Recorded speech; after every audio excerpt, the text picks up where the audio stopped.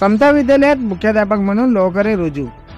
कुपटा येथील समता विद्यालयामध्ये 2018 पासून मुख्याध्यापक पद रिक्त होते, म्हणून विद्यालयाच्या शिक्षिका कुमारी घुले यांच्याकडे मुख्याध्यापकाचा प्रभार सोपविण्यात आला होता।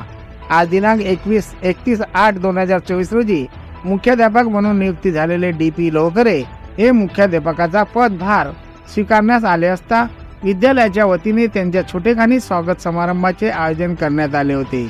या कार्यक्रमाचे अध्यक्षस्थानी देवीदास पारसकर होते, तर प्रमुख अतिथी म्हणून संस्थेचे सचिव सुनील मांजरे, अभय देशमुख, प्रज्योत देशमुख, समतभाई, विद्यालयाचे सेवानिवृत्त शिक्षक गणेश चव्हाण, दिनेश श्यामसुंदर, राजू तळेकर तसेच नवनियुक्त मुख्याध्यापक ज्ञानेश्वर लोहकरे यांची उपस्थिती होती।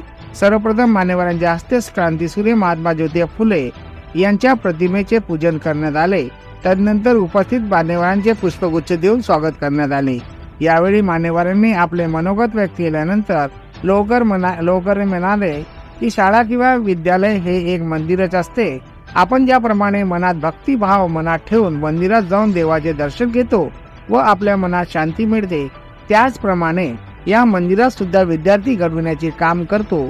त्यासाठी सर्व शिक्षकांनी जर पगारापुरते काम न करता विद्यार्थी घडविण्याचे कार्य केले तरच मनाला शांती मिळते, कारण आजचा विद्यार्थी हा देशाचा भावी आधारस्तंभ आहे।